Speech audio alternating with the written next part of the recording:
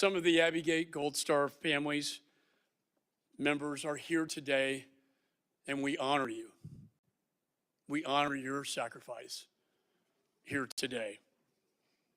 To the families here today and to the American people, I say, I will not rest until I get to the bottom of this tragedy. You deserve answers. The American people deserve answers, and I intend to deliver. When the last U.S. military plane left on August 30th, 2021, more than 1,000 American citizens remained trapped in Afghanistan, as were tens of thousands of Afghan allies who risked their lives serving beside our troops and diplomats. Many, if not most, of those allies are still trapped, constantly in fear for their lives. I want to thank both of our witnesses for being here today. Despite current DoD officials actively trying to limit your testimony, you have agreed to appear here voluntarily. And I'm grateful to you, both of you, sirs, for your service to our country and your service to this investigation. I also want to thank the Abbey Gate Gold Star families for joining us here today. And while the President has never publicly stated the names of your children, I will here today. Their names are Darren Hoover, Johanny Rosario, Nicole G., Hunter Lopez, Dagan Page, Humberto Sanchez, David Espinoza, Jared Schmitz, Riley McCollum, Dylan Marola, Kareem Nakui, Maxton Soviak, and Ryan Noss. Those are the names of the fallen. May God bless them. They will not be forgotten. And with that, the chair now recognizes the ranking member. Thank you, Mr. Chairman. And let me start by thanking former Chairman of the Chief of Staffs, General Mark A. Milley, and former Commander of the United States Central Command, General Kenneth F. McKenzie, Jr., for testifying before this committee today and sharing, as you did before, the House Armed Services Committee in 2021, key military and policy insights on the United States withdrawal from Afghanistan. I also want to thank you both for the years of sacrifice and service to our great country, and recognize the hundreds of thousands of American service members, diplomats, and development professionals that work to support the United States efforts in Afghanistan over the course of our presence in the country. I want to also recognize the 2,461 American military personnel who gave their life in Afghanistan for our country. And of course, that includes who my heart bleeds for, the 13 brave Americans who were killed in an ISIS terrorist attack while facilitating the evacuation of 124,000 people over the course of 17 days in August of 2021. And as I've previously said, President Biden's efforts to end the 20-year war in Afghanistan and bring our troops home was the right one. And while that decision was in our country's best interest, a number of contributing factors complicated the withdrawal, namely President Ghani fleeing Afghanistan on August 15, 2021, and the resulting collapse of the Afghan government. As we heard in our hearing just last month from former Special Representative for Afghanistan Reconciliation, Zalmi Khalilzad, former President Donald Trump's Doha deal empowered the Taliban at the expense of the Afghan government. The Trump administration's commitment to facilitate the release of Taliban prisoners in Afghan and the Afghan government that they were All right, in their hello everybody. custody We are going to keep, I'm and listening in here. initiate We're going to keep our significant eye on that. unilateral U.S. troop But right downloads now, at we are joining drawdowns you with our breaking placed the news coverage Taliban here in on the Brooklyn strongest News position as the since the live United States coverage first of arrived in the Afghanistan 20 years House earlier. Foreign Affairs Continued Committee is troop investigating drawdowns, despite the Taliban not fully the complying with terms of Afghanistan the Doha withdrawal that the Agreement, Biden administration did undercut the almost as United soon States as he leverage did take with the office. Taliban. We're going to talk about some of During the the developments transition coming in between the there. Trump and Biden administrations, Right now, you're listening it also to became clear the ranking that the member. Trump administration lacked a What is today, comprehensive plan for 319? withdrawing from Okay. Afghanistan, despite the May 1st deadline fast approaching. Sorry, guys, I'm just... Upon taking office, President Biden conducted a thorough interagency Today, review General and Kennedy, determined he had Kenneth two F. options. The president could either McKenzie continue the Jr., withdrawal retired, will started by his predecessor testify, and or break then the agreement General Mark and return us to Emmerling. an Both active are war with the retired. Taliban, a decision that would necessitate a significant Hold up, surge of guys. troops I'm putting for an undefined time. in lower thirds The really quickly here, Taliban so we made can have clear their names. that But backing again, you out of are. the Doha I don't know if Agreement we can actually would do that. result in a Can we resumption have of it? hostilities, Maybe able which to have would it like this, where place we're able our to kind of service listen members in here. All once right, that's how it more went. in their crosshairs. As we are listening in, as Let me be clear. This is not my this opinion on the investigation of timeline the and the facts. Afghanistan This is a picture withdrawal. painted by the Afghanistan after action report conducted by the State Department, which Give me DOD has just a corroborated moment, out of everyone. its We're just own listening in internal there. reviews of the withdrawal. These are the They're both facts going to be, outlined we by have this 2 committee's people own testifying investigation, today. which has been comprised of We're going to stream over this whole 100 entire hours of thing, of course, transcribed that's what we're testimony, here to do. multiple public hearings, and 11,000 But pages of documents produced by the State Department. And I also, again, like to reinforce the importance of broadening the scope of Afghanistan. Proper oversight of Afghanistan requires an honest look back, not just at a few months, but at the entire 20 years of war over 4 we do have administrations. images, I think, of the 13 Generals service Milley members and McKenzie, so I look forward to your continued commitment to truth and transparency today, helping us gain a that were better killed. understanding so we may learn from our This successes is Mr. and Meeks, the mistakes. ranking member. And I want to commend the efforts of all who contributed to the successful evacuation and airlift of 124,000 people from Afghanistan. We understand over the course of our interviews and investigations that this was an all-hands-on-deck undertaking, and while I'm thankful such an airlift was successful given the dynamic and chaotic situation on the ground, we must also scrutinize the lessons learned, including from the tragic bombing at Abbey Gate. Excuse So I look me. forward to hearing how the Defense Department, If you notice, similar to when the we states opened in up, the Afghanistan, committee chair, AAR, has taken efforts to Representative assess Michael and McCall, the learn House from our Foreign withdrawal Affairs Committee so chair, that we do not repeat uh, those the mistakes Republican from in the Texas, he future. Let me immediately close began just by to saying I would name like those also people, to the make 13 special service mention members who, of our previously bipartisan commitment to ensuring special immigrant visas for the Afghan allies who've worked with U.S. service members and diplomats throughout our I mission in think we might be Afghanistan. able Thus to far, the Republican leadership in show the this House to you is guys. refusing to increase the SIVs to the administration's requested Okay, amount. give me So just I a know second. Chairman McCall and the majority of members on this committee agree that Congress must act Just on listening in our here. promise I to don't know America. how well you can And I hear hope me to with have him, your but support in working with I can hear him Democrats pretty on okay over getting here. I that want to see done. maybe if I can And with turn that, him down I yield. just a Ranking little Member bit. Yields, let me add to that comment. We are working in a very bipartisan manner to increase the number of SIVs. I think it's vitally important when we talk about Afghan partners left behind to provide the visas necessary for them to get out of there.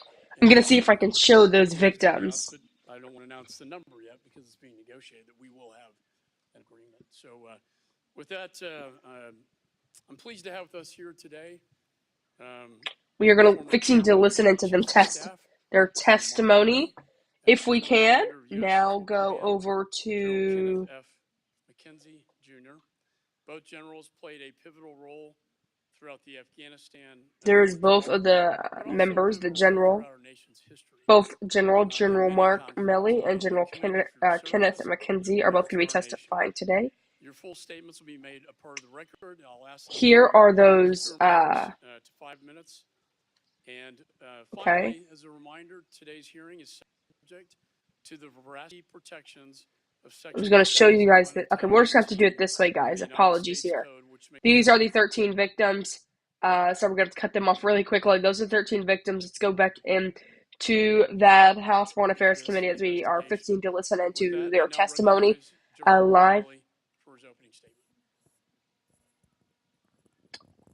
Thank you, Chairman McCall and Ranking All right, let's go Member fully Hughes. over there. This is Mark Members of the Milley committee, thank going you in for his your opening efforts and what you're statement. doing.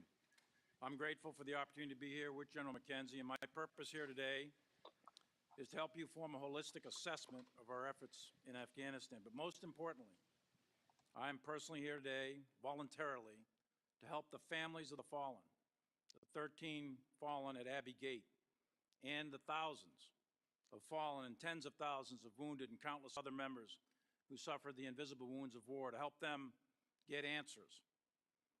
I'm humbled to be here today with 3 Gold Star families from Abbey Gate, and I know the other families couldn't make it, but I intend to contact them in the coming weeks. They know my feelings for them. They know that there are no words by me or any general or any politician or anyone that can ever bring back their fallen. But all of us can, and all of us must honor their sacrifice to protect our country and to be forever grateful that they answered the call to the colors. Each of them paid the ultimate sacrifice on the altar of freedom, like so many before them, in order to keep our nation safe. And we owe them answers. And I am committed to assist in the effort to get them answers. But we should also not be under any illusion. We're not going to get all the answers here today. It's a process that's going to take a considerable length of time. And we must also recognize that much of the record, in fact, is classified and beyond the scope of this open hearing. So over 2 decades, between 2001 and 2021, about 800,000 of us in uniform in the United States military served in Afghanistan, and thousands of others from many agencies in our government. Of those, 2,461 soldiers, sailors, airmen, and Marines gave their lives. Almost 30,000 more were wounded in action, and countless others suffered those invisible wounds.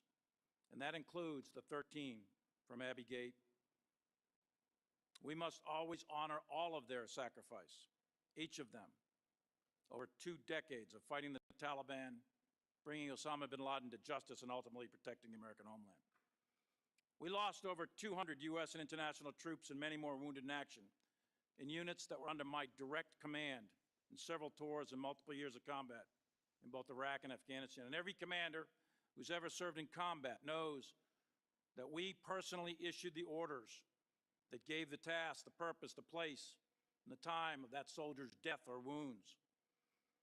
And we also know it was the enemy that killed or wounded them. Combat's an unforgiving environment, and those of us who have served in the brutality of ground combat live with that dark reality every day and every night. And we'll live with that for the rest of the days of our lives. There's no military leader who's lost troops in combat who does not know that feeling. So this is personal to me. And I will do everything in my power to ensure that these families and all of our veterans and families know the truth and have the answers. At the peak of our military commitment in 2011, the United States had just over 100,000, or just under 100,000 troops and about 20,000 DoD contractors. That same year, the United States began to steadily draw down troops, close bases, and retrograde equipment. Nothing we're going to discuss today happened overnight. It was a process of withdrawal that spanned a decade. The outcome in Afghanistan was the cumulative effect of many decisions over many years of war. And like any complex phenomena, there's no single causal factor that determined the outcome, but multiple factors in combination. In the fall of 2020, as I previously testified publicly, my analysis, my personal analysis, was that an accelerated withdrawal would likely lead to the general collapse of the Afghan security forces and the Afghan government, resulting in a large-scale civil war reminiscent of the 1990s or a complete Taliban takeover. In November 2020, DoD received orders from the White House to reduce troop levels to 2,500 by January 15th, 21. When the current administration took office in January 21, there were, roughly speaking, 2,500 U.S. troops on the ground, with about 22,000 NATO troops and contractors. Beginning in February 21, the National Security Council conducted a 10-week interagency review of the Doha Agreement, and various options were presented and debated. In previous public testimony,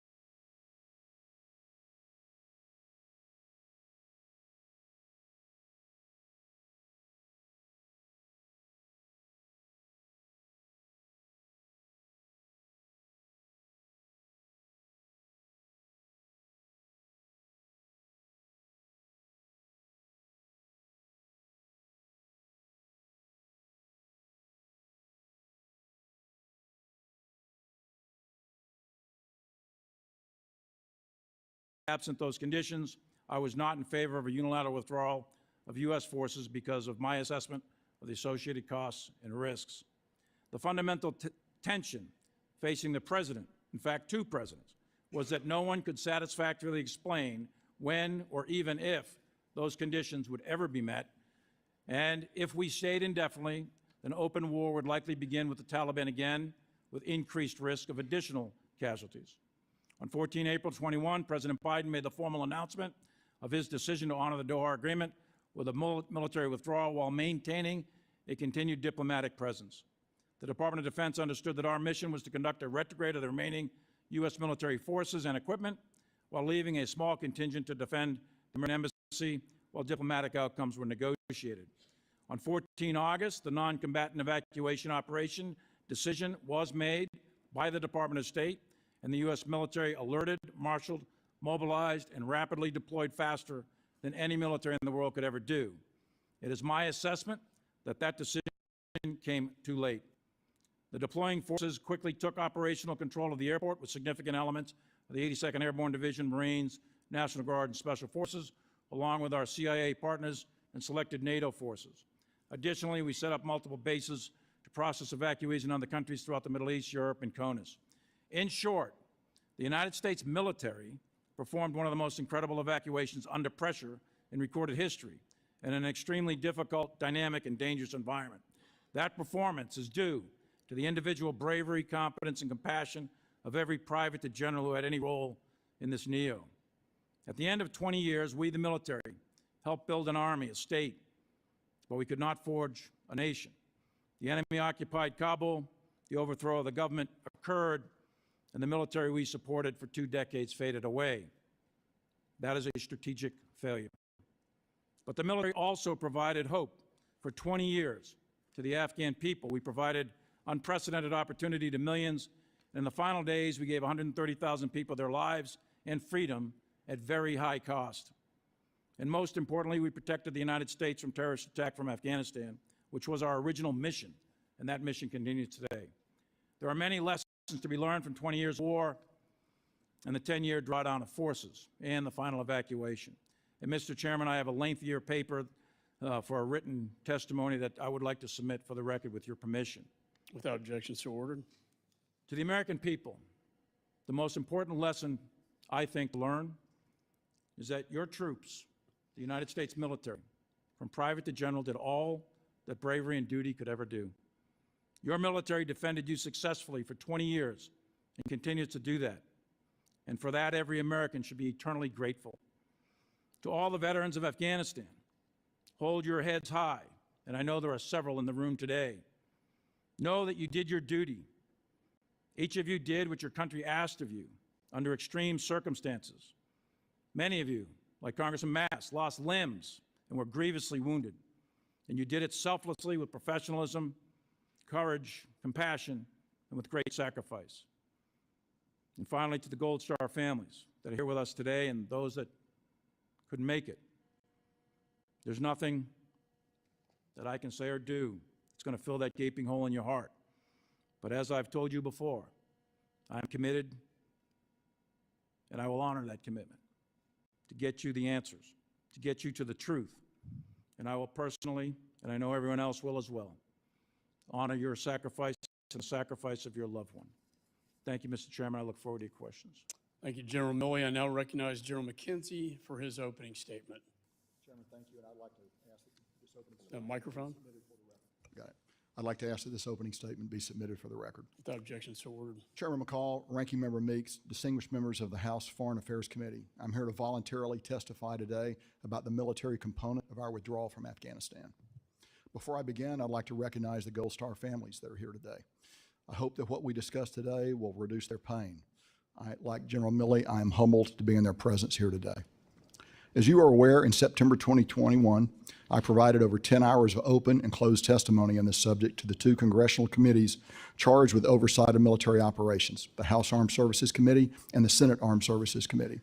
Much of my testimony will of necessity mirror that earlier transcribed testimony. As a theater commander, I will confine my opening remarks to those matters that were under my direct operational control, specifically the withdrawal of U.S. military forces and the subsequent non-combatant evacuation operation, or NEO. These were two distinct and separate operations. We had detailed, constantly updated plans for each of them. We executed both of those plans, although separated in time. And thanks to the valor and dedication of thousands of men and women in harm's way, we completed both missions, but not without loss of life. We honor the 13 brave Americans who died at Abbey Gate, joining the over 2,400 other service members who lost their lives in this 20-year campaign. Their sacrifice stands with those of our coalition partners and, of course, the Afghans who fought beside us for so many years. I briefed President Trump on a plan to completely depart Afghanistan on 3 June 2020. This plan envisioned the complete withdrawal of all our forces and our diplomats and citizens. It also contemplated the possible withdrawal of Afghans who had served with us. The plan had a number of options, but it was the framework for everything that followed. Ultimately, President Trump selected a branch of the plan that maintained 2,500 U.S. military personnel in Afghanistan by Inauguration Day in January 2021. We had branches to that plan to complete a withdrawal by May of 2021 had we been so ordered. On 11 April 2021, I received orders from President Biden through the Secretary of Defense to execute a full military withdrawal by 11 September 2021, a date which was subsequently modified to the end of August. This decision did not include the withdrawal of our embassy, our citizens, and at-risk Afghans. It's important to understand that we had a complete plan to execute that task as well, but were not ordered to do so. The President's decision was to maintain an embassy, to not require our citizens to leave, and of course, to not expedite the extraction of at-risk Afghans. This was not a military decision. We substantially accomplished the military withdrawal by 12 July 2021, when I relieved General Scott Miller as the commander of U.S. forces in Afghanistan. My orders then were to retain a military platform of 650 personnel solely designed to provide security for the U.S. Embassy and Karzai International Airport. During this period, and with minimal to no support from us, the Afghan security forces, and more importantly, the government of Afghanistan, crumbled in the face of Taliban pressure. Orders to commence the non-combatant evacuation operation, bringing out our embassy, our citizens, and at-risk Afghans, were received on 14 August. These dates are important because I believe that the events of mid and late August 2021 were the direct result of delaying the initiation of the NEO for several months. In fact, until we were in extremis and the Taliban had overrun the country. As you are aware, the decision to begin a NEO rests with the Department of State, not the Department of Defense. Despite this, we had begun positioning forces in the region as early as 9 July, but we could do nothing to commence the operation, the evacuation, until a NEO was declared. Our operations at Karzai International from 14 August through our ultimate departure on early 31 August were both heroic and tragic. This was a combat operation of the most difficult sort, carried out in contact with the enemy. We eventually put 5,784 U.S. troops, almost 2,000 more coalition and other forces, 8 U.S. maneuver battalions on the ground at Karzai International. I'd like to talk a little bit now about Abbey Gate. It was a tragic event, one of many that have occurred over our 20-year engagement in Afghanistan. It remains my opinion that if there is culpability in this attack, it lies in policy decisions that created the environment of August 2021 in Kabul. Culpability and responsibility do not lie with the troops on the ground, who perform magnificently. It does not lie with the platoon, company, or battalion commanders, or the flag officers who oversaw operations on the ground in Kabul. The simple fact is this: on the battlefield, even with good planning, tremendous execution by brave people on the ground, the enemy sometimes has success. To ignore this fact is to ignore the fundamental reality of the battlefield. If there's fault, it lies in a policy decision that placed the joint force in this situation and exposed the force over time to the possibility of these kinds of attacks. We did not rely on the Taliban for our security. We used them as one tool among many to beef up our defensive posture. We avoided a number of potential Abbey Gate attacks, and I'm proud of the commanders and troops who prevented them. This is small comfort to those who lost loved ones, and I realize this. Nonetheless, what's remarkable about Kabul is not that the tragedy of Abbey Gate happened, but that many other attacks did not happen. I'll end my statement with this observation. I was the overall commander, and I alone bear full military responsibility for what happened at Abbey Gate. Thank you, Chairman. I'm ready for questions. Thank you, General McKenzie. I now recognize myself for questions. We have Sergeant Tyler Vargas Andrews here today. I want to thank you, sir, for your service and your courage for testifying before this committee almost a year ago to the day. He was a sniper at Abbey Gate and testified to us that he had the suicide bomber in his sights, that was identified on the Be on the Lookout. He sent the sniper photos and other related documents to his commanding officer for permission to engage the suicide bomber. Yet that warning was ignored. He never heard back. I and the chairman of the Armed Services Committee, after that testimony, sent a letter to the Department of Defense requesting that these documents and sniper photos be delivered to the Congress, produced to the Congress by this document, this letter request. To date, that has been ignored. The Department of Defense has refused. We've also requested the testimonies of General Chris Donahue and Admiral Peter Vasley, who were the commanding officers on the ground during the Abbey Gate disaster. To both of you, to General Milley, do you think that these documents should be turned over to the United States Congress? And do you think that both General Donahue and Admiral Vasley should testify before Congress? Sure, I absolutely do. I believe transparency. You're the board of directors for this corporation called the American government, and I believe that you're entitled to those within the bounds of classification. Absolutely. So whatever documents are out there should be turned over to the appropriate committees of jurisdiction and oversight, and whatever witnesses are needed to establish truth and transparency within the bounds of classification should absolutely happen. Absolutely. That's why I'm here. Thank you. Chairman, I agree with General Milley, and I associate myself with his remarks. So also on accountability, I've asked the State Department officials who was responsible for the catastrophic emergency evacuation. Not surprisingly, they point their fingers at the Department of Defense. But I want to set the record straight. While the DoD helps conduct the emergency evacuation, it's a State Department that is responsible under law for developing the plan and leading the evacuation. Is that your understanding? Yes. The State Department is the lead federal agency for planning and execution, oversight of the execution of the non-combatant operation. And the Department of Defense is in support of, and other departments are in support of the State Department. The State Department's the lead federal agency for NEOS. That's correct. General McKenzie? I agree with that. And it's a State Department responsible under law, again, for requesting the emergency evacuation. Is that correct? That is correct, and I think actually, I think that's done at the ambassadorial level, to tell you the truth. I'd have to check the law, but I think the ambassador can make the decision to execute a NEO, but typically it'll be him or the Secretary of State. And did the State Department, specifically Embassy Kabul, have an evacuation plan for Afghanistan? So, Chairman, every embassy has an evacuation plan for Afghanistan. And Embassy Kabul had a plan, had what we would call an F-77 list, which is the list of U.S. Citizens and their families that are in the country. And we struggled to gain access to that plan and work with them over the months of July until we finally got a decision to execute the NEO, which, as I've already mentioned, occurred on the 14th of August. Now, we worked with the embassy before then, but we didn't have authority to move out and do the things that you have to do to make a NEO happen until the 14th of July, or correction, the 14th of August. And as I noted, we were in extremis at that point.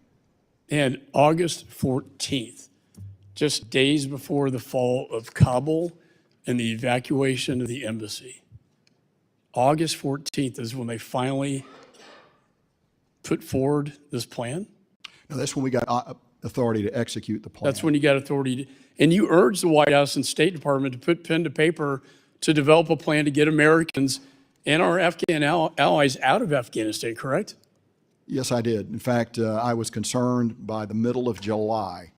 I was concerned about the different pace of Department of Defense planning as compared to Department of State planning. And I took an opportunity then to make representations to the Secretary about my concern over that, the fact that we were moving pretty fast on this. They were not moving fast, and I was concerned that we were going to arrive at different locations just based on it. And I went to the Secretary. We spent some time talking about that, and actually followed up with a written idea on some things that we could do. Sent a letter with 10 recommendations to Secretary of Defense on that. And is that your recollection, General Milley? Absolutely. Without breaching things like executive privilege, et cetera, my assessments at the time, and Frank McKenzie submitted assessments, Scott Miller submitted assessments, the general consensus of the military, up through and including the Secretary of Defense, was that the embassy should be coming out, roughly speaking, at the same time we should be coming out. And then after the decisions were made to keep a diplomatic presence there, as the situation deteriorated through the summer and the fall of the provincial capitals, et cetera, we were clearly pressing for early calls to execute a NEO. And they did eventually develop a plan? Well, go ahead on the planning. So they had a plan. Like I said, it's a requirement to have the plan, but it's one thing to have the plan. It's a second thing to do the actual coordination on the plan, to talk about the specifics of execution. So having a plan is one thing, preparing the plan, vetting the plan, coordinating the plan with the people that are going to actually carry you out, the Department of Defense, that's another set of tasks completely. And that was too little, too late. It is my judgment that it was far too little, far too late. Was that your assessment, General Milley? It was, and I would broaden it a little bit by saying it was a pretty consistent assessment by me and other members of the uniformed military, up to and including the Secretary, that the withdrawal of the military forces and the contractors and the NATO forces that went with it would ultimately lead, as I said in my opening statement, to a general collapse of the ANSF and the government. And as I mentioned, the tension was, when would those conditions be made? It was also our assessment at the time that keeping an embassy open in a war zone, which Afghanistan was, and to do that without the presence of the U.S. military and the contractors, NATO, et cetera, that embassy would be untenable. And that was your advice to the State Department and the White House? Well, as you know, because of the requirements of executive privilege, et cetera, I can tell you what my assessments were at the time, and those were my thoughts at the time. Do you believe that their failure to plan timely created the chaos at HKIA Airport? I think the call to execute the NEO came too late, and as General McKenzie mentioned, it was officially logged in on the 14th. At that point in time, the Afghan government senior leadership was preparing to depart, and they departed the next day on the 15th. The thousands of Afghan civilians were gathering at the airport. The Afghan security forces were collapsing in the various provincial capitals, and although there were some still in and around Kabul. So the general situation at that point was 750 U.S. soldiers in and around the embassy. The Turkish troops were required, along with some ANSF, to protect HKIA. They melted away. So you had a situation with the U.S. Embassy and 750 troops when that NEO was called. And now we had leaned forward. So I think it's the 9th, 10th, or 11th time frame We had already put forces on alert, et cetera. But in essence, we alerted Marshall deployed 82nd Airborne Division, Division Ready Brigade, and the MU out of Saudi that was underneath General McKenzie's control. They rapidly deployed along with Special Forces to take control of that airport. It took 2 to 3 days. That's where those videos come from. But they eventually wrested control of that airport. And General McKenzie, you agree with that assessment? I do. That reflects the opinion I had at the time and the opinion I had now. Yeah, I believe that accountability ensures mistakes of the past are not repeated. But from where I sit, the President and this administration refuse to acknowledge their failures. There's an inscription at the National Archives down the street that reads, "What is past is prologue." Now, I launched this investigation to make sure that the mistakes made in Afghanistan never, ever happen again. With that, I recognize the ranking member. Thank you, Mr. Chairman. Let me start by saying thank you. You are you're here voluntarily, is that correct? Correct. That is correct, sir. Although you did receive the threat of a subpoena at one point. Is that also correct? Received A threat of being subpoenaed to come today. Chairman McCall mentioned that he wanted us to appear and that there are compulsory measures, which I took to mean subpoena, sure. But look, that wasn't necessary from the beginning. I know you came voluntarily, but I just want to get the point out that there was something in regards to, a subpoena to come, correct? I was not subpoenaed. I said the threat of a subpoena to come. Or something compulsory. Answer it like this. Before I retired, I testified several times as well as John McKenzie in open and classified hearings on Afghanistan. Prior to retirement, Chairman McCall asked me, would you be willing to discuss with the committee? I said, absolutely, yes. No threat of subpoena, no compulsory, nothing.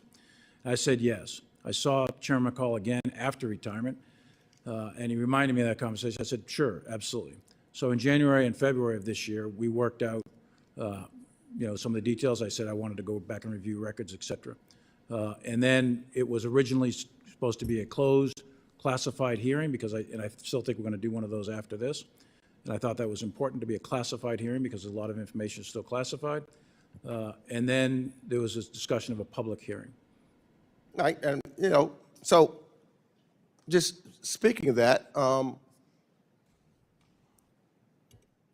when you've testified before the Armed Services Committee, is that correct?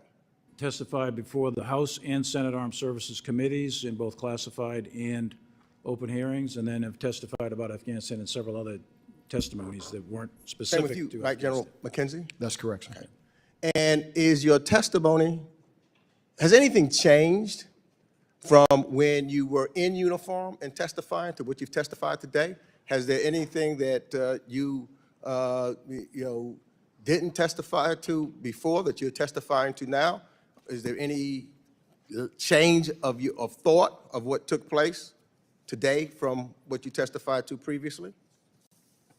In general, for me, everything that I testified before is still true and accurate today, and in open testimony, that would be correct. I have learned more about Abbey Gate because of the investigations. All that right. wasn't available. We are going to continue to listen in. But I have since read those investigations. There you see General McKenzie.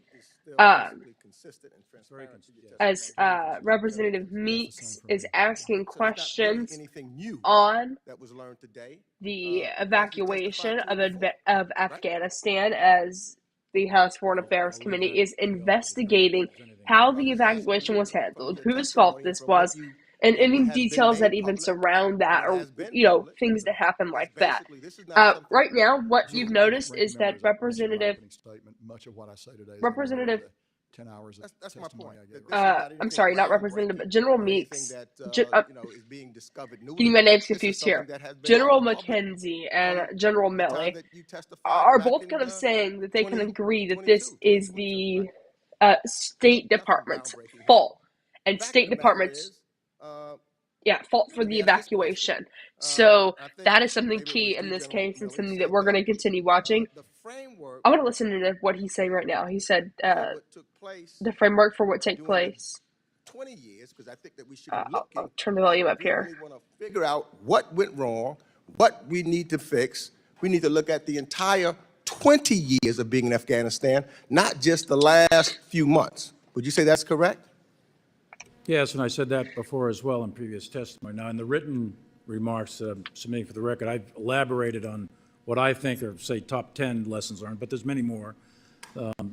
You're not going to learn all the lessons of a 20-year war in short sessions, but I think there's a huge amount of lessons to be learned over the course of 20 years. You know, should we have gone after bin Laden in 2001 in that winter when we had him more or less from an intel standpoint? We thought we had him located. Could we have? Yes. Should we have? I think yes. In hindsight, that would have changed the trajectory of the whole war. And there's a whole series of lessons along the way.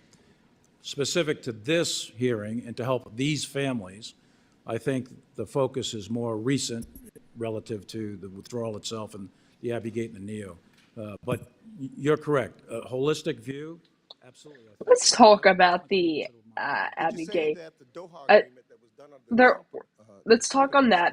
I think we had do some have a live connection to picture. the conditions on the ground Stand by here. I'm at going to Abbey work to Gate, get a live photo leading on up of those to and who taking did place at Abbey Gate. unfortunately die There's a in nexus there. Is that not correct? during Yeah, I this think time. So the end game, if you during will, the Abbey Gate during that near that I think evacuation time. the framework Um, of that is set by the Doha Agreement, absolutely. So Let if me we're going see to here study if and I find out the can. findings of what we should do, we should be talking about Okay, what here we go. We happened should be during able to the put it up. Trump administration as well as what took place during Here the we go. I Biden see it. administration, Okay. because they are connected. They're not separate.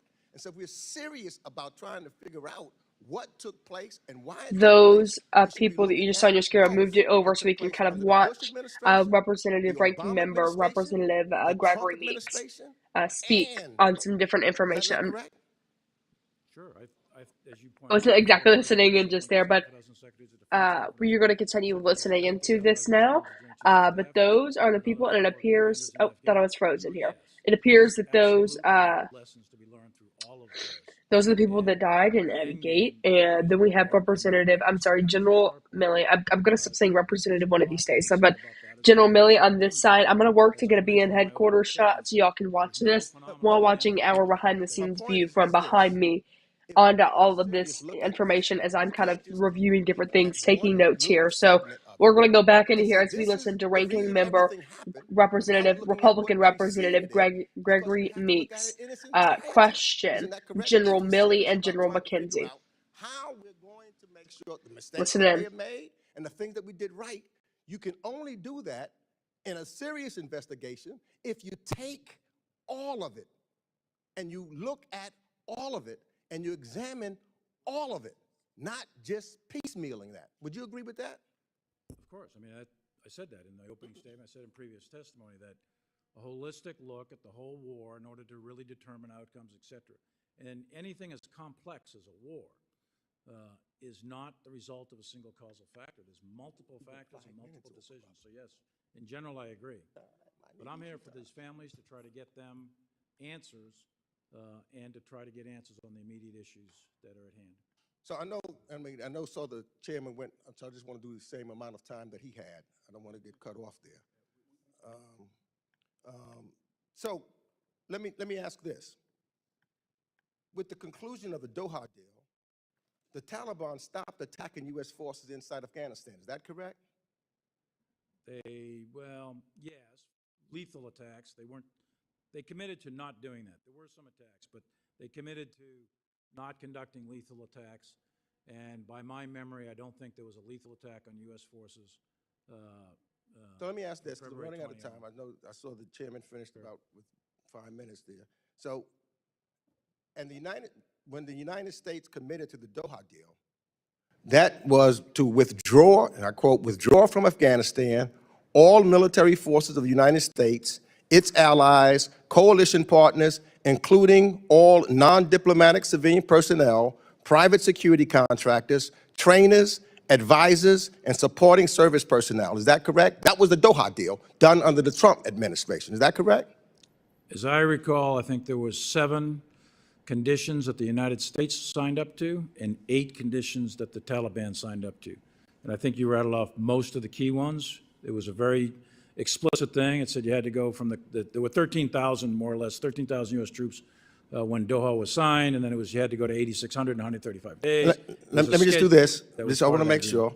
And so therefore, the withdrawal was well underway in January 2021 after President Trump withdrew U.S. forces, notwithstanding concerns about the Taliban's behavior. Is that correct?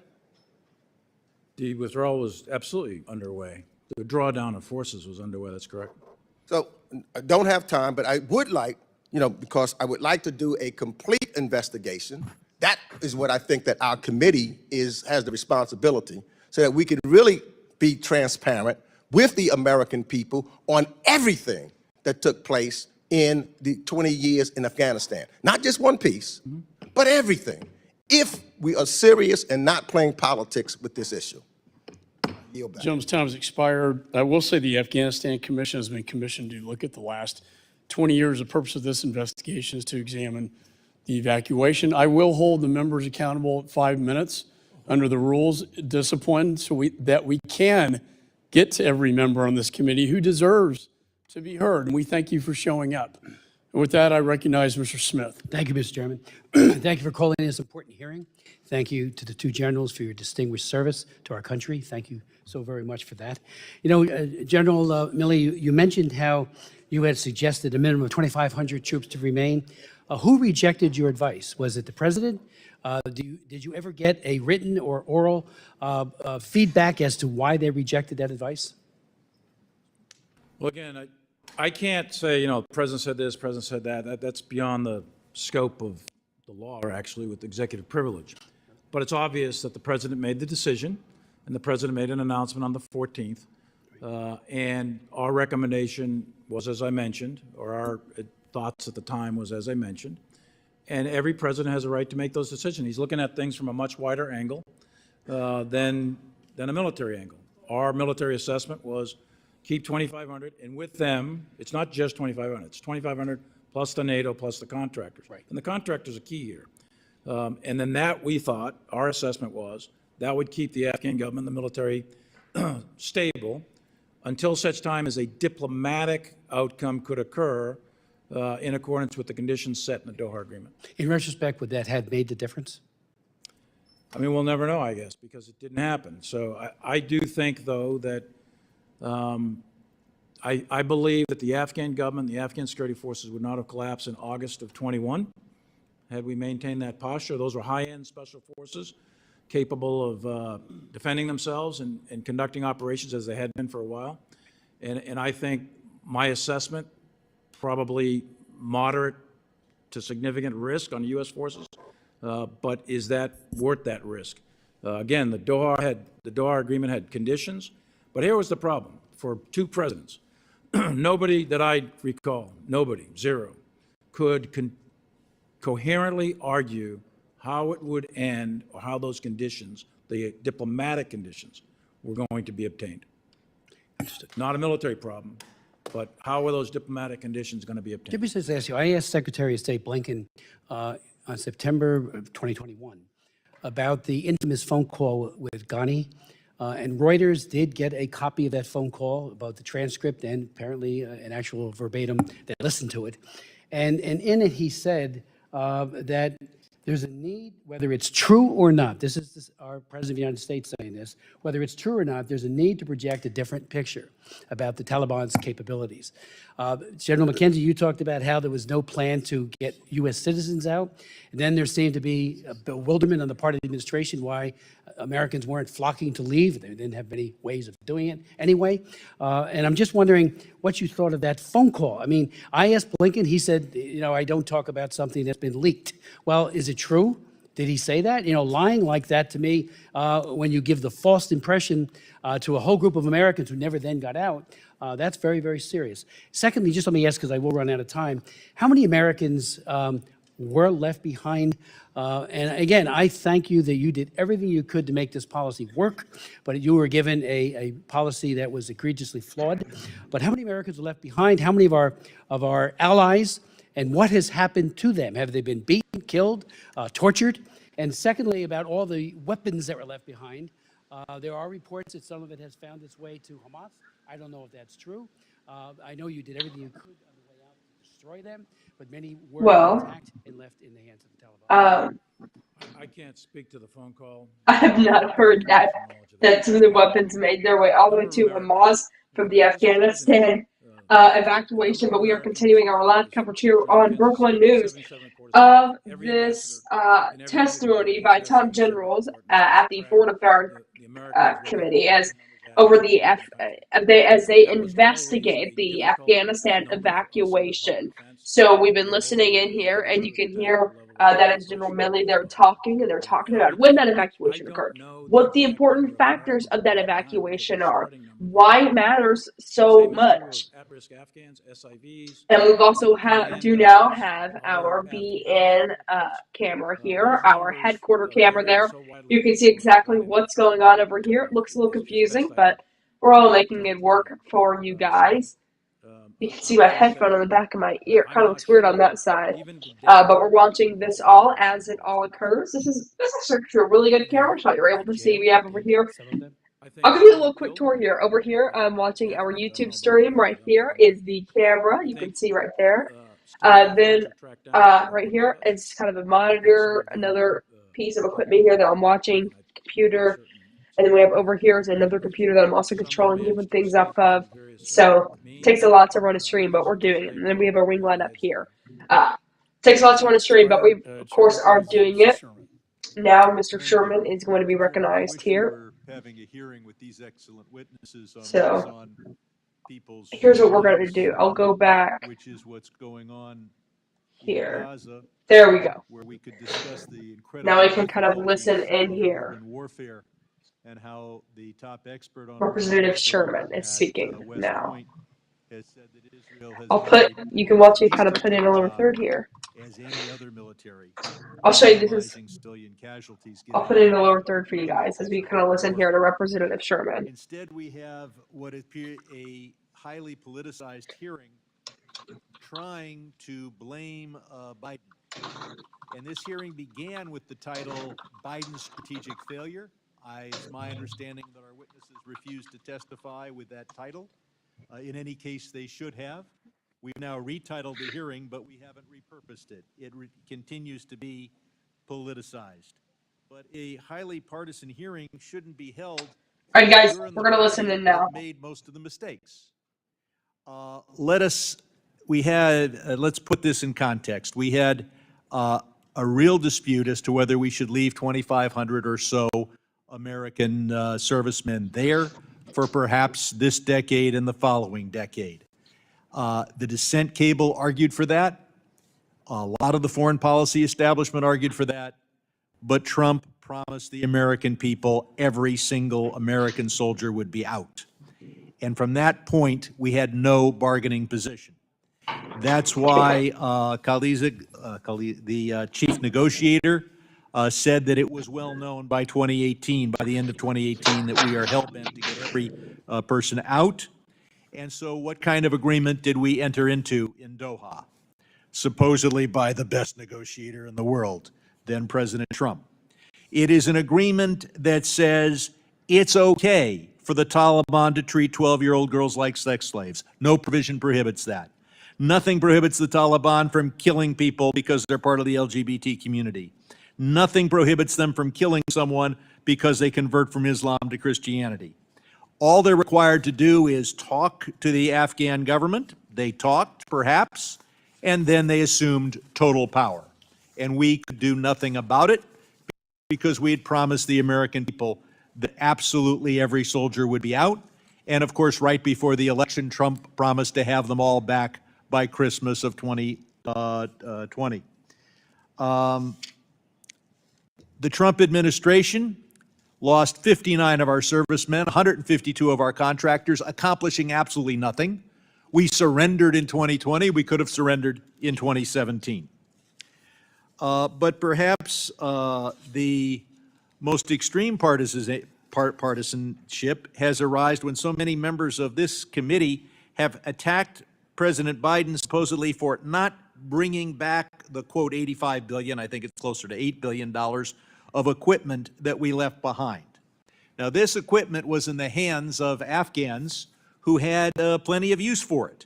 They could keep it for their own defense. They could sell it to the Taliban. They did not choose to bring it back to us and return it. So I'll ask General Milley, was there a way for us to go all around Afghanistan and demand the return of our equipment? This is assuming, I realize that at the time we hoped that the Afghan armed forces would use that to resist the Taliban. But if we had realized that they were going to cave immediately, could we have taken that equipment away from all these Afghans with no casualties? No, of course not. So we would have incurred very substantial casualties if we had done what so many on the other side of the aisle have suggested, and that's somehow get back our equipment. Now, how does our withdrawal from Afghanistan compare to our withdrawal well, actually, I have another question. Biden came in January 2021. Was there a comprehensive plan at that time to both withdraw absolutely every one of our servicemen, because that was the promise Trump had made to the American people, while withdrawing in an organized way with no American casualties? Was there a complete plan ready to go at that time? So 2 points, if I go back to the equipment just very quickly. As I recall, and I think it's laid out in the Seaguar's report, the special IG for Afghanistan, it's about 80 some odd billion dollars worth of military aid total. That's everything from food and building barracks and uniforms and boots to include equipment over 20 years. Right. And then he cites, I think it's 7.2 billion of military equipment, U.S. manufactured military equipment that is with the Afghan security forces. That's Afghan-owned equipment, not American equipment. Every piece of American equipment that the American military owned came out with us with Scott Miller, or he destroyed it on site. And that's a fact. So the idea that the American... This attack on Biden for not taking Gentleman's time equipment back expired. is total Chair bunk. recognizes Mr. Wilson, South Carolina. Thank you, Mr. Chairman, and I ask for unanimous consent to submit two reports from the George W. Bush Institute of February 2024, the Captured State on Human Cost and on Corruption. Objection so ordered. Thank you, Mr. Chairman. And indeed, generals, we appreciate your service, but we just have to learn from what's occurred, the appeasement in Afghanistan. The Biden decision to appease is the worst foreign policy national security decision, I believe, in the history of the United States. It led directly to the encouragement of dictators who are ruling by gun to invade the democracies of rule of law. We saw that on February 22, 2022, when war criminal Putin invaded Ukraine. We saw that on October 7, 2023, when the regime in Tehran, through their puppets of Hamas, invaded Israel. We see it today as the world's largest military buildup is being conducted by the Chinese Communist Party to threaten Taiwan. The global war on terrorism continues, and indeed with open borders, the American families have never been at greater risk of attack. And I especially appreciate the military families who are here today. As a 31-year veteran of the 218th Infantry Brigade, I visited 4 times with our personnel, with the Adjutant General Bob Livingston, our troops serving in Afghanistan, and I saw them serve with their Afghan brothers, just as you did.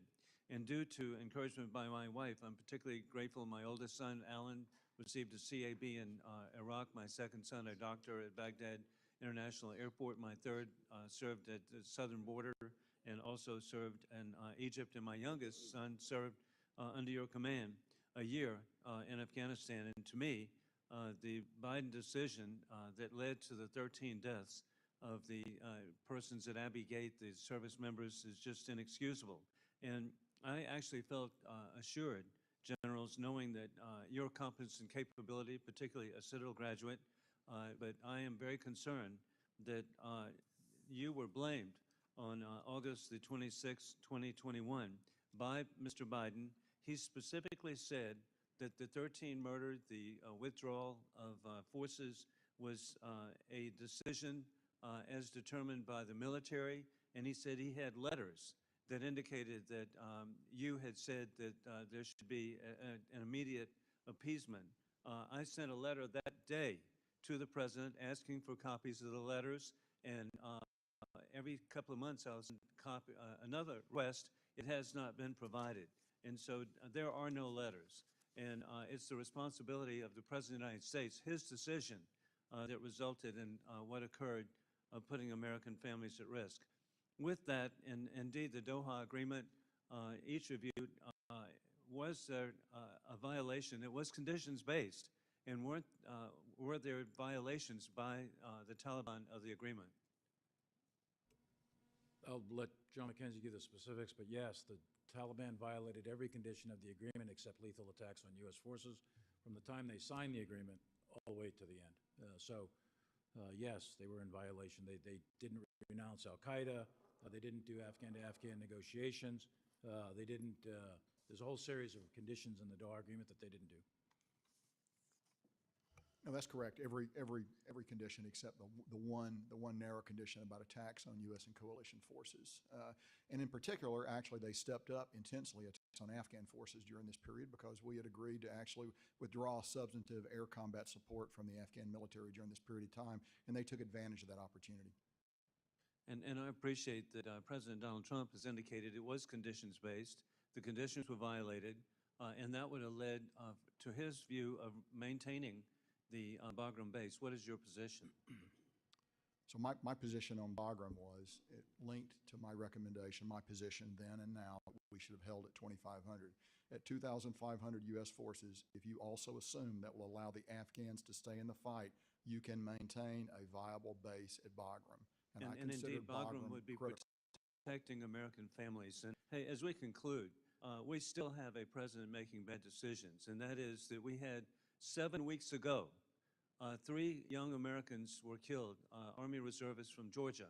And this was a decision of the President, Mr. Biden, who did not follow through on trying to stop these attacks on our troops by the puppets of Iran.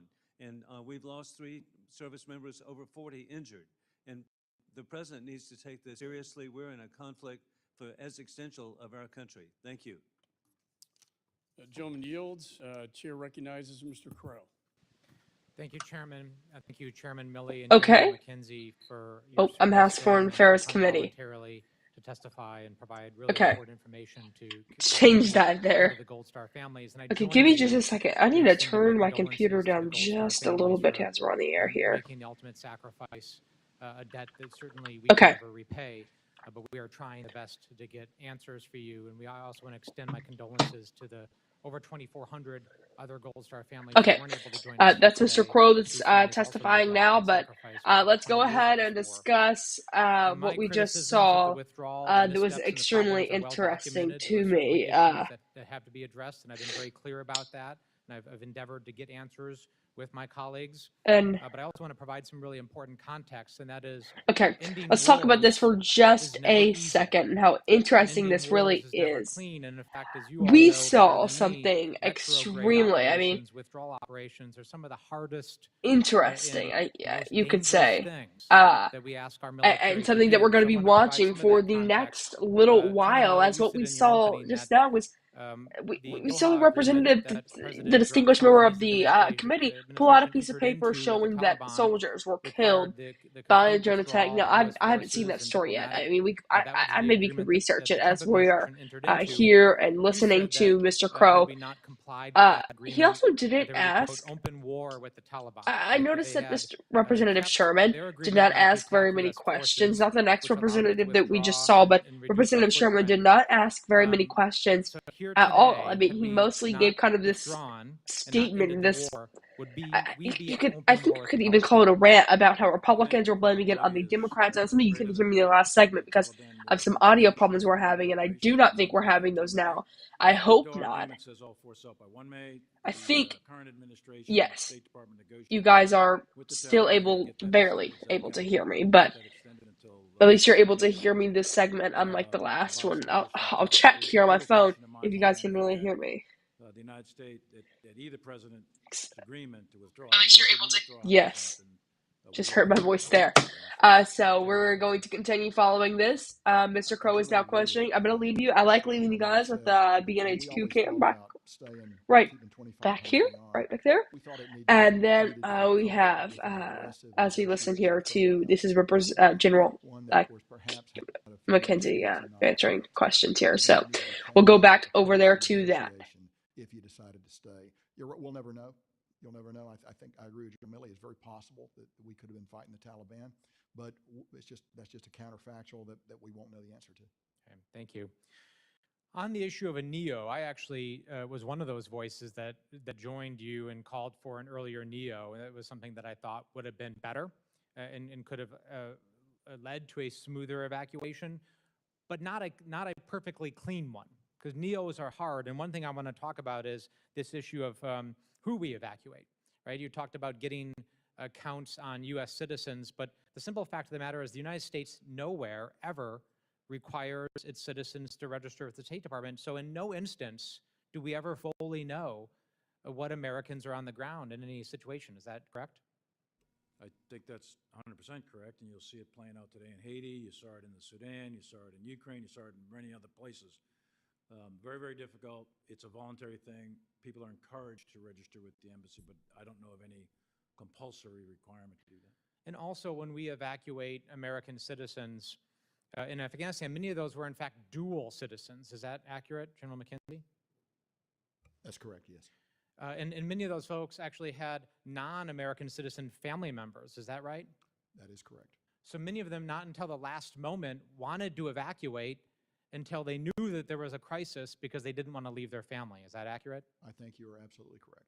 So even if we had started a NEO earlier, that doesn't mean at the end of the day there wouldn't have been a rush and a crisis as the Afghan government and security forces collapsed because people finally realized they needed to get out. That probably wouldn't have changed even if we had started the NEO earlier. Hard to know, but that's certainly a possibility. Last piece is the part of the story that is not yet written, and that is our partners, our friends, our Afghan allies who are still there. We have an obligation to get them out. There's a bill called the Afghan Allies Protection Act, a bipartisan bill. I want to thank Mr. Baird over here, who's a co-sponsor of that. And I would encourage all my colleagues who are here, who are not yet co-sponsors of that bill, to sign on, because we can still do right and save lives by passing this bill and providing a pathway for our friends to get out. With that, I yield back. Yields. Chair recognizes Mr. Perry from Pennsylvania. Thank you, Mr. Chairman. Gentlemen, thank you for your service. We honor the Gold Star families and the service members here today. General Milley, General McKenzie, was the ROE, were the rules of engagement at the time of the Abbey Gate incident sufficient for service members like Tyler Vargas to protect themselves?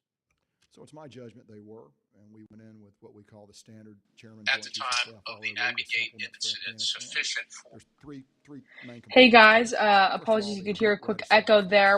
I'm gonna break back in here for just a second. I know you can see me here at the bottom. I'm gonna do it this way as we have done before here, but we're gonna continue listening into that. But we do have a little bit of news to break to you guys on another incident that has been going on. I'm gonna take my headphones off. We're gonna listen back into that here in a minute. But I want to let's go to this story from NBC News if we can. Allowed you to strike people that were not in direct contact with you, particularly in relationship to Kabul. I'll just allow you guys to, we'll just do the BN headquarters as the main screen so you can kind of see this NBC News story right there that I'm pointing at on your screen. I'm going to read it here because the breaking news is that the Supreme Court sticking with the Abbey Gate incident, General Let me McKenzie, you put said this there in was here. no specific attacker intelligence. I'm going. Specific intelligence. The Biden existed administration. and that there was nobody Okay, on let's the just break this to bolo you guys. The that Supreme took that Court has allowed description. Texas That to remains to enforce be an immigration law that would so allow were you local aware, police to after the Abbey Gate attack, were you aware that service members at the gate had requested the ability to enforce search the immigration cargo laws such system? as Were you aware of arrest those that have illegally that? And it's crossed into the understandable that border? a So combatant that is commander something that might not be this aware of what service members right on the line are aware SB4 of. in the Senate and But the Texas post Senate would that, have done, and that is that now what we are circumstance, seeing that it has done. were So you pretty concerned about the interesting. intelligence you Uh, were getting Everything is regarding here in this story. the action you were So about now to we're take learning from on a NBC News would-be as they report attacker? this that the Supreme And Court that is actually I'm sorry, allowing this only about the 26th. bill to be Attack allowed. Let's go before back over Wall to the very House Foreign accurately this Adversary. streams. We were talking, looking at the threat of a Not foreign chemical warfare adversary, but war, a foreign personal affairs foreign committee, IED, as which they actually are was the reality of the asking Abbey Gate questions attack. and We were looking at investigating indirect the firewalking doings sensors. We were of looking at an insider attack. in So let me get some more Afghanistan. So let's specific. go back right, over there if you we had can, and we'll listen back Dozens in. of, and I But you prefer- had nothing fitting the description of what your service members on the gate, we on had the a line lot of had. descriptions of men and So when the service member on the line is looking at the attacker based on the description and he's got the rules of engagement, but the rules of engagement at that point require him to check with his commander, go up the line, and he does not get approval.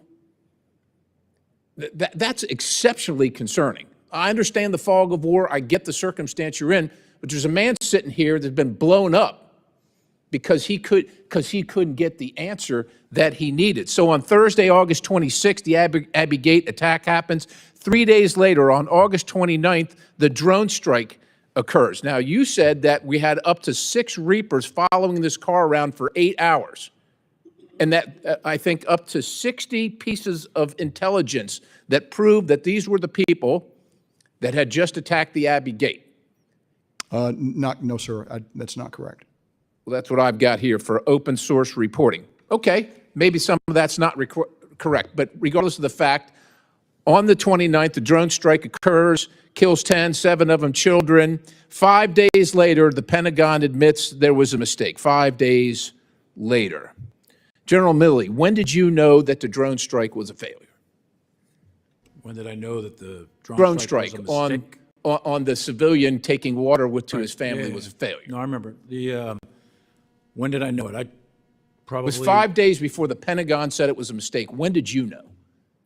Probably day 4, day 5, in that range. I didn't know right away, if that's what your question is. And who did you tell when you knew?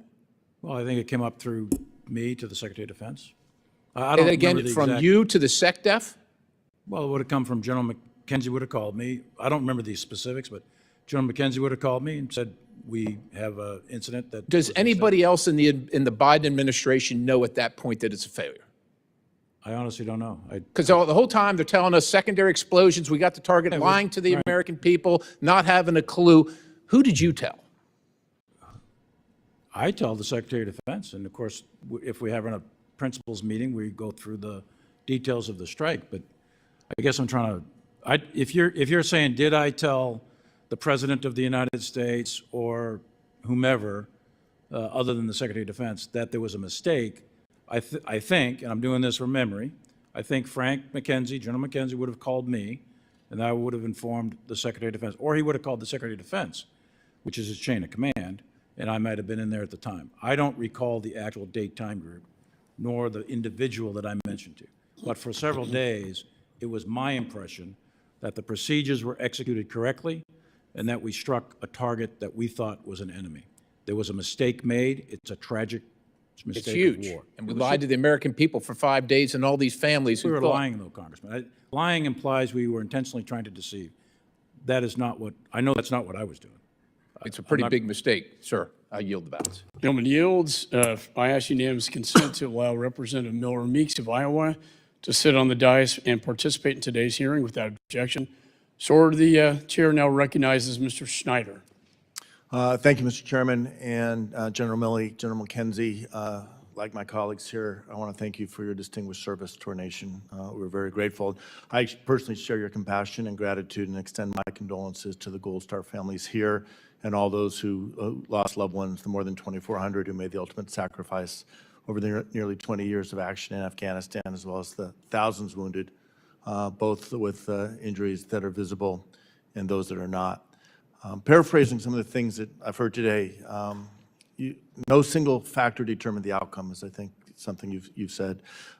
20 years of decisions, actions, successes, and failures all contributed to what ultimately happened in Afghanistan. You said there was a whole series of lessons along the way.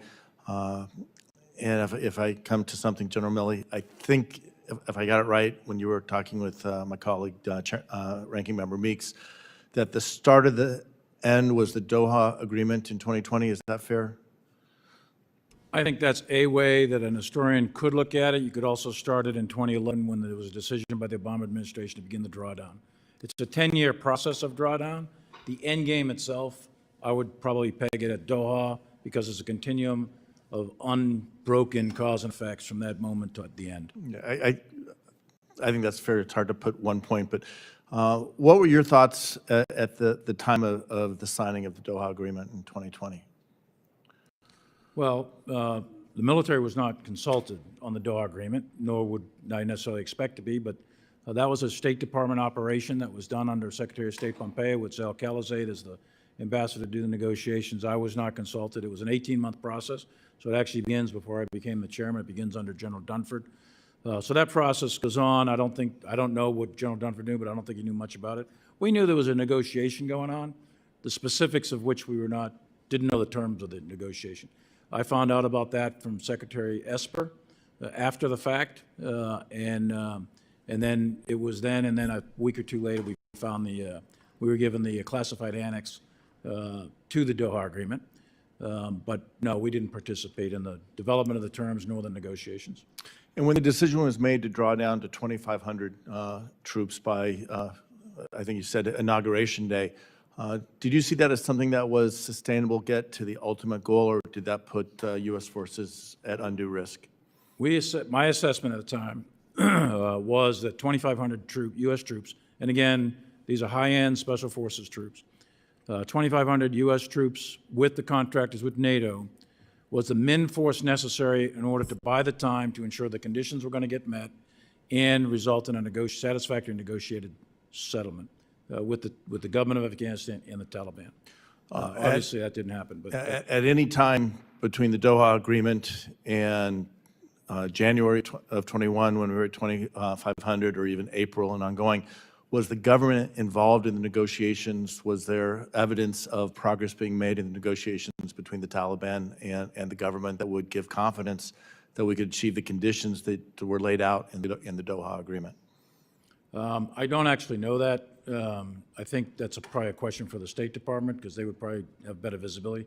I don't think, I'm almost positive that there were no substantive negotiations between the government of Afghanistan, the government of President Ghani, and the Taliban. Now, there may have been some back channel stuff, there might have been some stuff that I'm not aware of, but I am not aware of substantive negotiations between the government of Afghanistan. And in fact, the Doha Agreement, that's one of the requirements, one of the conditions is that one of the conditions is a reduction in violence for a specified period of time, I think it was 90 days, if I remember.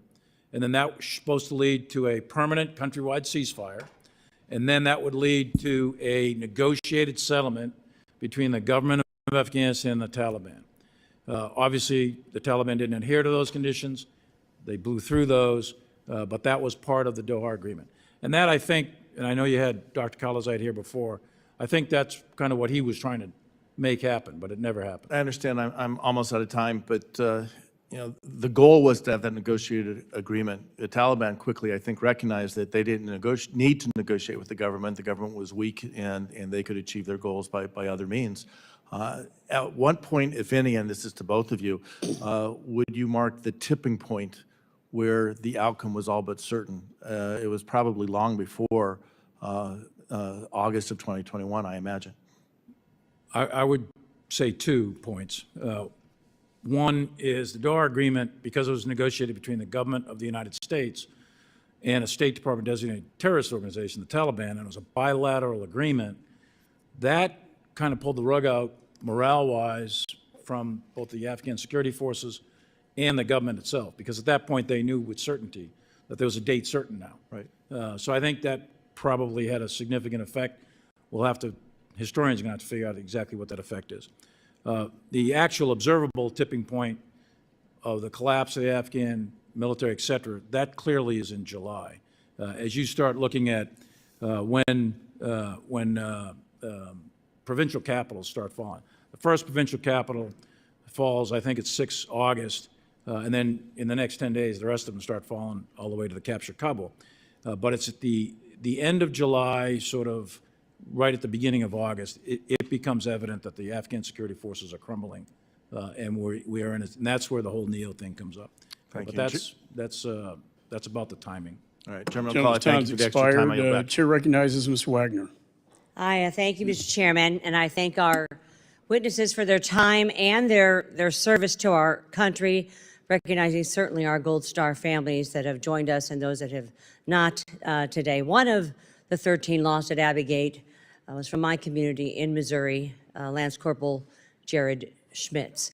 And I also want to remind our viewers and our colleagues here today that the title of this hearing, of this particular hearing, is an assessment of the Biden administration's withdrawal from Afghanistan by America's generals. Even today, 2.5 years after the Biden administration's botched withdrawal, after countless hearings, roundtables, and briefings, the incompetence that led to the abandonment of Afghanistan absolutely astounds me. The administration ignored the advice of allies, experts, and military leaders, blowing past warning sign after warning sign as it allowed Afghanistan to collapse. The total betrayal of our U.S. military servicemen and women, of our allies, of Afghanistan, and the subsequent chaotic, shameful withdrawal has seriously damaged our credibility as an ally and a leader.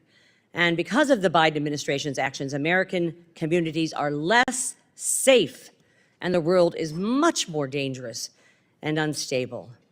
We are paying the price now, with conflicts roiling every corner of the globe.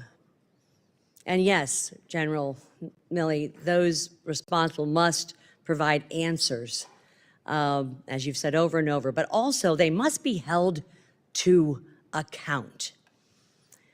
General Milley, General McKenzie, I ask the following questions not just as a member of Congress, but also as a mother of an Army Ranger who served under your command in combat in Afghanistan. So let me ask both of you, General Milley, General McKenzie, did you engage with our NATO allies and other allied nations about the withdrawal plan before President Biden announced his decision to go to zero in April 2021? Absolutely, sure. That was fundamental. And then the NATO slogan at the time was "In together, out together." So we coordinated multiple times with our NATO allies. Did our allies with troops in Afghanistan recommend not going to zero prior to or after President Biden's April 2021 withdrawal announcement? John McKenzie? Yes, they did, and it was my actual belief that had we stayed at 2,500, we would have had probably 5,000 Yours and NATO everyone forces. else's. And maybe more than that. Including the Trump administration. Did our allies with troops in Afghanistan inform you that they would withdraw if the U.S. went to zero? General Milley? Yes, they said, we'll be aligned with you, in together, out together, we'll be aligned with you, and that they would follow our lead. General McKenzie? Yes, because of the unique capabilities that the United States brings, they couldn't have stayed without our presence. General Milley and General McKenzie, with the withdrawal of U.S. forces from Afghanistan was nearly complete by mid-July, more than a month ahead of the August deadline. Why was the drawdown executed so quickly? And did you at any point believe the process was moving too fast? I'll take that. So it was by design. From the very beginning, We wanted to get out as quickly as we could because we believe speed brought safety, and it would also give us a cushion in case unanticipated problems And what arose. objectives, threat assessments, or orders were driving the speed? Concerns about the Taliban attacking us, concerns about ISIS being able to carry out attacks, but also a desire to have room at the back end in case we had trouble, we had weather problems, we had aircraft problems that slowed us down in case that did not happen. It's now clear, sir, that the Afghan military and some of our allies, for that matter, were not ready for how quickly the U.S. Withdrawal occurred. Did you ever consider or advise that the pace of the drawdown slowed to ensure the Afghan military was able to successfully transition? If so, why was such action not taken? So the Afghan military was read in from the beginning about the pace of the withdrawal. And frankly, ma'am, I don't believe that waiting another 30 days would have had any material impact at all on the One Afghan quick other military's question, ability. and I thank you so much. General Milley, General McKenzie, has the Taliban been carrying out a campaign of retribution, reprisals, and revenge killings against the Afghan allies that we left behind? I believe yes. Absolutely, systematically. Systematically. I yield back. General yields. Chair recognizes Mr. Phillips. Thank you, Mr. Chairman. Chairman Milley, General McKenzie, thank you for your sacrifices. To my colleagues on both sides of the aisle who have served in uniform, thank you for yours. To all of you in this room who might have served, I'm grateful. And particularly to the Gold Star families in the room. If you might just raise your hands, those of you here are representing loved ones. Okay. I'm one of you, and thank you for holding that up. I'm one of you, and I know how you feel. I've been looking for answers my whole life after having lost my father in Vietnam. You can imagine the questions I have to this very day. With the help of Chairman Milley's office and the chairman himself, I was able to go back to Vietnam for the first time in my life in March of last year. I went to the very dirt where my father took his last breath. And I can tell you from that experience, it is where I took my first. And when I came home, I recognized two things. First of all, one of the answers is this little piece of plastic. It's the voting card that we use in the House chamber in the Capitol. It's where we make decisions that can make life and also take life. It's true in the White House. It's true with our generals. It's true with our armed services. And the weight of that is something that changed me forever. But what I also recognized is how remarkable the hospitality of the Vietnamese were when I was there. The People's Army, our own people in Vietnam, how gracious, how hospitable, how kind, how caring, and how meaningful they saw my return. And my question to you, General, both generals, is this: what do we need to start doing today in Afghanistan to ensure that families here and families of the 2,400 others that lost their lives can one day return to Afghanistan and have that same blessing that I had to visit the dirt where my father was killed? I'll be candid, Congressman. I don't think there's anything immediate. It will take years upon years upon years. In my view, this personal view, I believe the Taliban is still a terrorist organization. I still believe that they conduct incredible, horrific retribution inside their own country, and I would not recommend to any family member at this time to return. There is probably some diplomatic initiatives that could be done in the years ahead, but the Taliban... And that's my question, sir, is you know, my return was 54 years later. Exactly. What do we need to do now? It'll be 10, many 20, 30 years to plant the seeds so that people can return. I've served several tours in Afghanistan, lost a lot of people, to include these 13, and I have a problem reconciling with the Taliban. My father had a problem reconciling with the Japanese. Wars are horrible, terrible things, and I'm carrying that with me, and I'll probably go to the grave with it. So I don't know how many years it's going to take, but it's going to take a long time. I appreciate it. General McKenzie, any thoughts on what we need to do? This institution, members of Congress, the White House, what do we need to do now?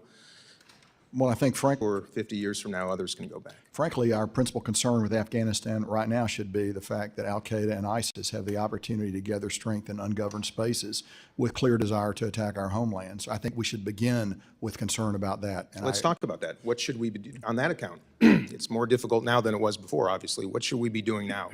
So I think we need to continue to resource U.S. Central Command so they have the opportunity to do surveillance into Afghanistan. I'm out of that picture now. I don't know Understand. what they do, but I think we need to keep an eye on it. I think that's very important. In the long term, I believe it is decades away before there's going to be any rapprochement with Afghanistan, particularly given their unusually and specifically horrific treatment of women, children, human rights issues, and they seem to embrace that. I agree with the chairman that the Taliban is a terrorist organization. They themselves don't have a desire to attack us in our homeland, but they do harbor entities and organizations that do have a desire to do that. And I think right now, it's hard for me to get beyond that relentless focus. I understand, but I have about 50 seconds left. The U.S. has a history of making war, sometimes successfully, sometimes not. We also have a tradition of making peace, sometimes successfully, sometimes not. But looking to success and prospectively, we've made a lot of our former enemies our dear friends and allies. Are there things that we should be thinking about right now as it relates to making former enemies our friends? Well, in the case of Afghanistan, it's hard to find common ground with them Understood. right now. And that It's seems to be the difficult. theme, and It is I difficult respect for it. me to, I'm probably not the right person to ask. You might ask someone from the Department of State I understand. to come in and talk to you more about that, or USAID, because there are some opportunities there. I get it. But from my perspective, I tend to focus on the security issues. And frankly, sir, the security issues are profound. I get it. Well, gentlemen, thank you, and to the Gold Star families, rest assured my mission now is to ensure someday you can go back, because there's nothing more meaningful and powerful. God bless you all. Thank you. I yield back. Gentleman yields. Chair now recognizes a veteran of Afghanistan who made dear sacrifices to his nation and to Afghanistan as well, Mr. Mast. Thank you, Chairman. Thank you, generals, for your attendance and for your answers today and for putting on a uniform in defense of this country. I think any of us that put on a uniform want the next generation to wake up every day and be able to say this country's still worth it. America is worth the fight. And it's one of the most important reasons that we have these hearings and that we do these oversights so that everybody can wake up and say, yeah, this is a place that's worth it. I want to ask some questions about targeting. I've watched your all's interviews from in uniform to leaving uniform. As you can imagine, it's of great personal interest to me and, of course, to the Gold Star families as well throughout the war. We left on August 30th, 2021. We lost 13 service members on the 26th of 2021. And moving behind those dates, can you recall when the last time it was that America targeted somebody specifically for the purpose of termination on the 25th, on the 24th, on the 23rd, wherever, whether it be ISIS-K, whether it be Taliban, whether it be Al-Qaeda? Sure, on the night of 27, 28 August, we targeted an ISIS-K bomb maker in Nangarhar province. Prior to the 26th, General. I know that we made a mistaken target. That was the took place 29th. That was 2 days later. Prior to the 26th, prior to the Abbey Gate. It had been quite a while before we had actually struck any deep targets. It had been a lengthy period of time. I couldn't give the exact date, but it was probably a matter of many weeks since we had struck a target that you would develop and strike as a personality target or a deep strike target. Our strikes were during the period, particularly after the Doha Agreement.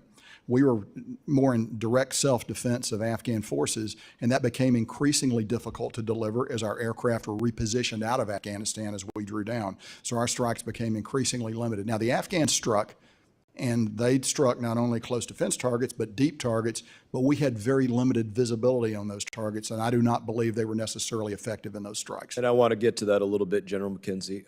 And one of your interviews was with Fox, and you said this specifically, there were a wide variety of targets the U.S. military told the Taliban to look at. And it's that I really want to get specifically to. When did that envelope change for America, and what did it look like? Which targets were we choosing to give to the Taliban to target, and which targets were we keeping for ourselves? What met that threshold of saying the U.S. is going to hit this, but we're going to give this off to the Talibs?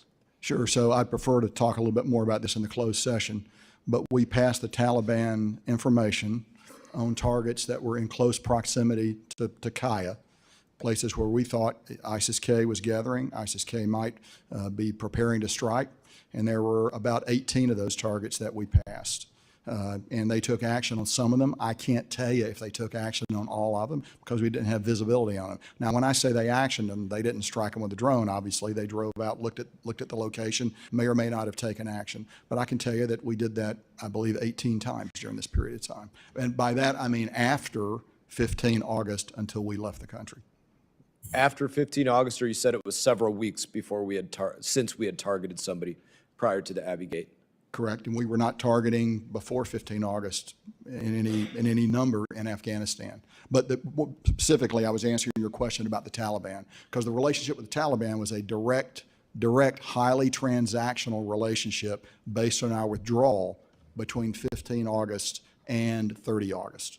And here's the reason that that timeline, that looking at that is important to me. As I said, I've looked at your all's comments, your interviews, things that you've said, and speaking on a different subject, you were speaking about Iran, the failure of the Biden administration in taking Iran off the target list. Not that we should drop ordnance on them tomorrow, but that they should be on the list just so that there is deterrence, just so that they know they can't act and not have a response by the United States of America, and that is a failure. And you used specifically the terminology that to take Iran off the target list was to give Iran aid and comfort, were the exact words. And it is my opinion that if we are ceasing to target Al-Qaeda, ISIS-K, or the Taliban in those days leading up to August 26th, then just as you looked at a lack of targeting Iran as giving the enemy aid and comfort, I would look at giving that enemy, I would look at those lack of actions as giving that enemy aid and comfort. And in that, General, my time has expired. Gentleman yields back. Chair recognizes Mr. Connolly. Thank you, Mr. Chairman, and welcome to both of our witnesses. General Milley, as an American, I want to thank you for your service and for how you've conducted yourself in that service. America owes you a debt. You come from my hometown of Boston, just outside Boston, if I understand it correctly. Your father fought in World War II in the 4th Marine Division in the Pacific, is that correct? And your mother was a nurse who served in the U.S. Naval Reserve during that same war, is that correct? She worked at a hospital out in Seattle, took care of the wounded, that's correct. And you had an uncle who served in the Korean War. I had two uncles that were also in World War II, one in the Philippines and one was landing at Normandy when my dad was at Saipan, and another uncle that was in the Korean War. So it'd be fair to say your family really answered a call to serve its country, including bearing arms to protect this country and to deter its adversaries and enemies. Is that correct? That's correct. And two uncles in World War I and cousins in Vietnam. Even going further. That's right. And then you yourself deployed in Somalia, Panama, Haiti, and multiple times as brigade commander to Iraq and Afghanistan. Is that correct? That's correct. You're proud of that service? 44 years. Proud. Are you proud of that service? Absolutely, 100%. And then a retired Colonel Ross Davidson, who served under you in Baghdad, recounted one incident where you ran across a booby-trapped bridge at night in order to prevent a pair of U.S. tanks from blowing up and thus save lives. Is that incident accurate? It's correct. General Milley, on a Truth Social post on September 22nd of last year, Donald J. Trump said, talking about you, quote, "This guy turned out to be a woke train wreck who, if the fake news reporting is correct, was actually dealing with China to give them a heads up on the thinking of the President of the United States. This is an act so egregious that in times gone by, the punishment would have been death," unquote. And a member of the other side of the aisle on this very committee called you a traitor and said, I quote, "In a better society, Quislings," referring to the leader of Norway during World War II who collaborated with the Nazis, "like the strange," I won't use the words used by our colleague, "General Milley would be hung," unquote. General Milley, what's your reaction to those statements about you, especially given you and your family's long service, distinguished service to the United States of America, as we're discussing patriotism and protecting troops? I wonder how you respond to the kind of slander I've just read attributed to two prominent political figures. Well, let me just And if you could move the mic closer so we can hear you. So, obviously, I don't agree with the comments, but it's a free country and people can say what they want. But with all due respect, Congressman, I'm here for the families of Abbey Gate. I'm here for the families of those that served in Afghanistan. And I'll leave those comments, as much as I don't care for those comments, I don't agree with them. They have a right to say them, but I'd like to stay focused on these families if with respect. I think that's very much in keeping with the honorable tradition you've set in your own career and your own good name. But as a member of this body, I want to let you know, I find those comments inconsistent with the honor we're trying to bestow on those who lost loved ones, who have served and served nobly their country. You deserve that honor and respect too. And those kinds of comments are dangerous and unbefitting anybody, from my point of view, who serves or seeks to serve public office.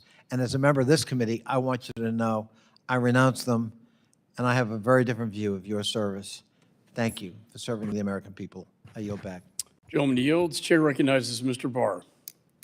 Thank you, Mr. Chairman. General Milley, General McKenzie, thank you all for your service.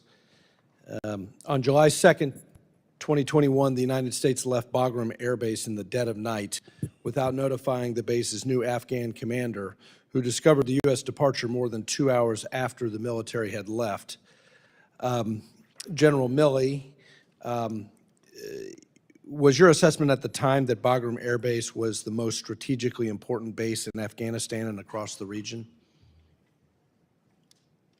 I think it was a strategically important air base. However, at that point, the troops had been drawn down to a degree that it was not defendable by U.S. forces, so there was no question of closing it. As far as the specific information of the Afghan command, I read that in the media. I don't know. I'd ask Frank to comment on whether he knew or didn't know. Well, sir, was Bagram a key component of U.S. air capabilities to strike ISIS-K and al-Qaeda and to stop Taliban advances? Sure, and it had been for 20 years. And is Bagram Air Base, or was Bagram Air Base, the only U.S.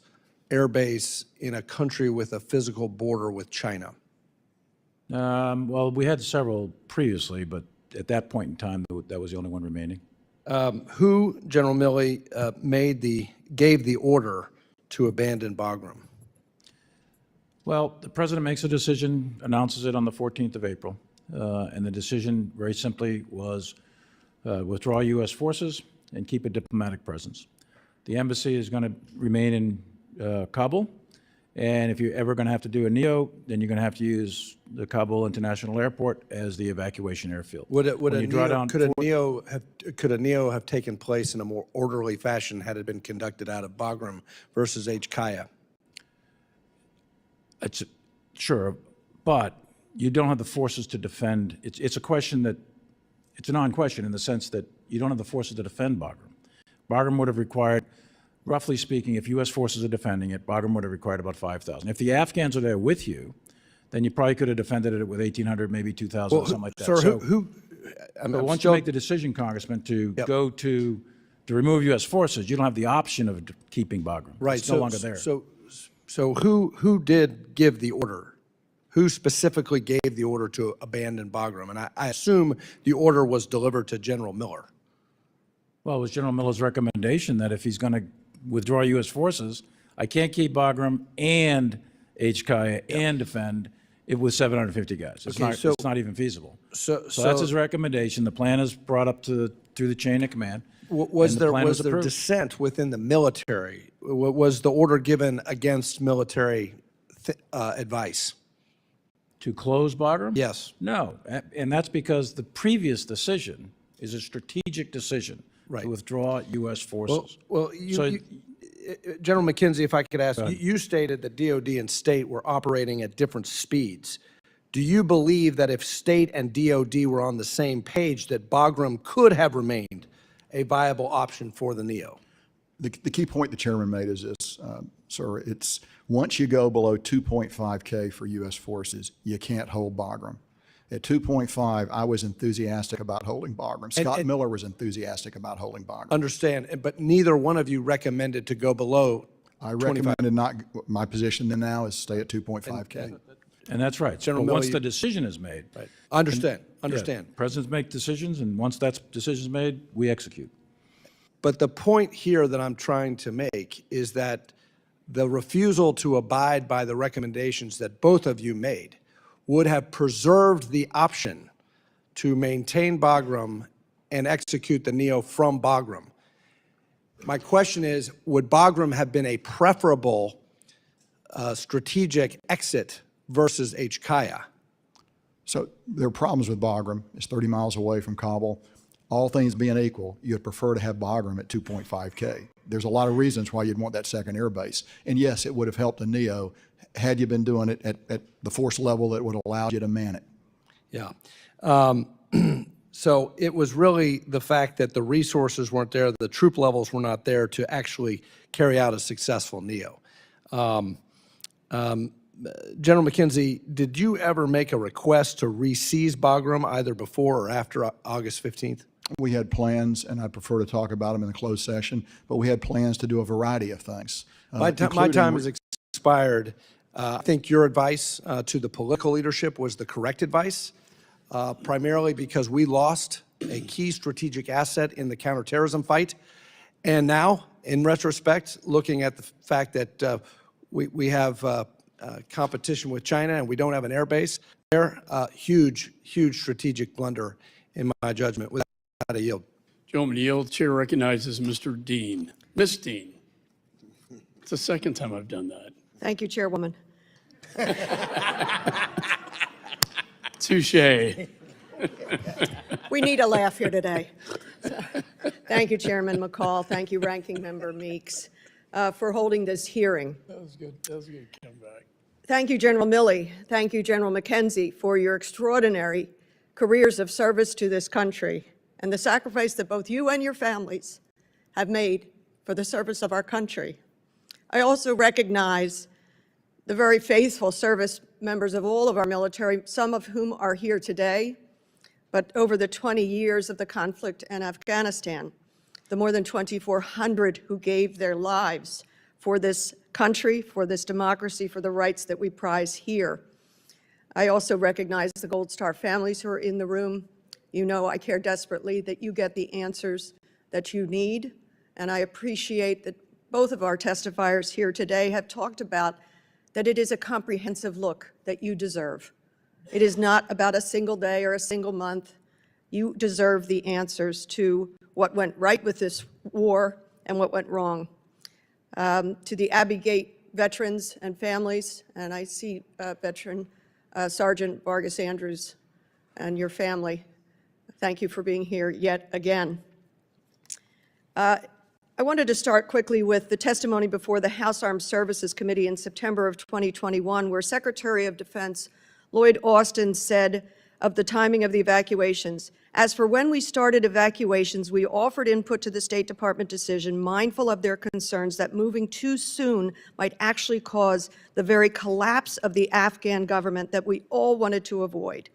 I wanted to ask both of you, what role did the sudden, just almost instantaneous collapse of the Afghan government play in the events following the continuing evacuation and withdrawal? Can you speak to the utter collapse that seems to have surprised most people? So operationally, the collapse meant that at HKIA, we depended upon Afghan support to hold the perimeter. They melted away. And that was probably the most significant immediate operational effect All of right. the collapse of the Afghan government. That is going to do it for us today here on Brooklyn News, unless any other breaking news does occur for this House Foreign Affairs Committee investigation into the Afghanistan exit by President Biden. So you heard there's so many people different asking questions, so many different important things. I hope you all have an opinion now on the Afghanistan exit. I think I have kind of learned a lot of different things and kind of even been able to form my own opinion on what exactly is going on. But that's going to do it for us here on Brooklyn News. Unless anything else happens today, We'll bring that to you again. Follow our social media pages at Jackson Mitchell BN or visit our website, brooklynnews.wordpress.com, for the latest things happening right here in the city of Brooklyn. I'm Jackson Mitchell with Brooklyn News.